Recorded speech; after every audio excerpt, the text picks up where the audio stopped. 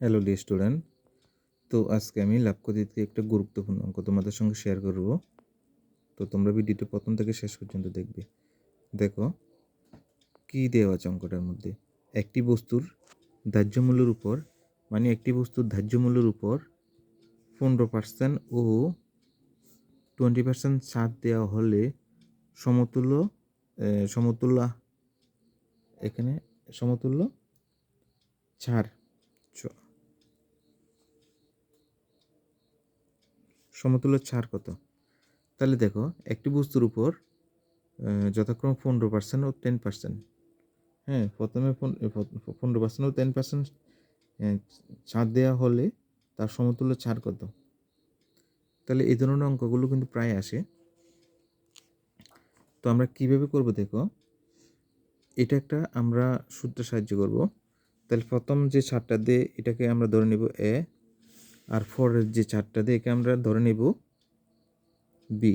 ঠিক আছে, এটাকে আমরা ধরে নেব বি, পরের আগেরটাকে ধরে নেব এ। তাহলে দেখো সূত্রটা হলো সমতুল্য সার, যে সূত্রটা সেটি হলো সমতুল্য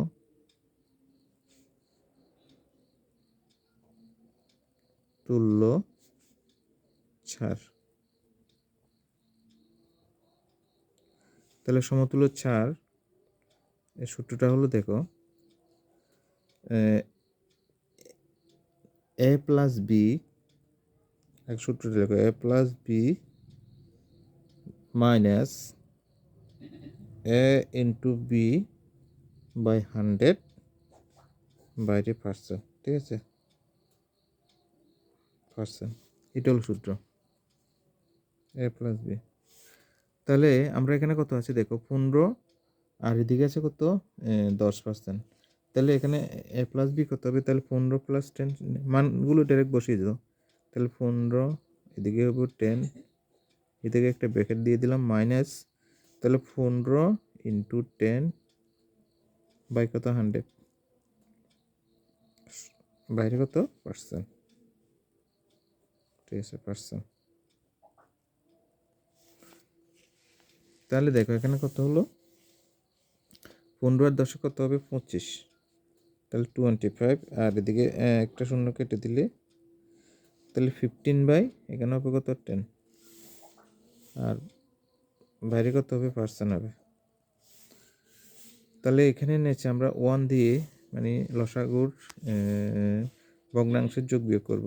তাহলে 10 হবে, আর দিকে 250 হবে, মাইনাস 15 হবে। তাহলে 250 মাইনাস কত হবে 10। তাহলে এখানে কত হবে দেখো 250 থেকে 15 গেলে কত হবে, আর নিচে তো 10 হবে, এখানে হবে 235। ঠিক আছে, 235।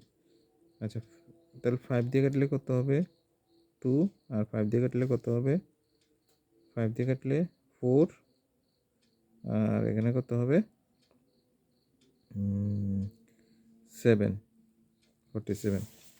তাহলে 47/2, 47/2।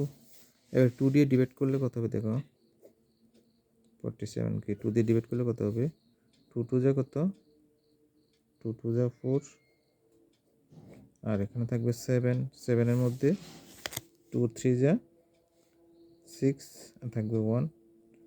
আচ্ছা 1, আচ্ছা আমরা এটার সমস্ত আকারে নিয়ে নেব। তাহলে 23 হোল 2/1%, এটা হলো অ্যান্সার। ঠিক আছে, তাহলে সমতুল্য ছাড় কত 23 হোল 1/2।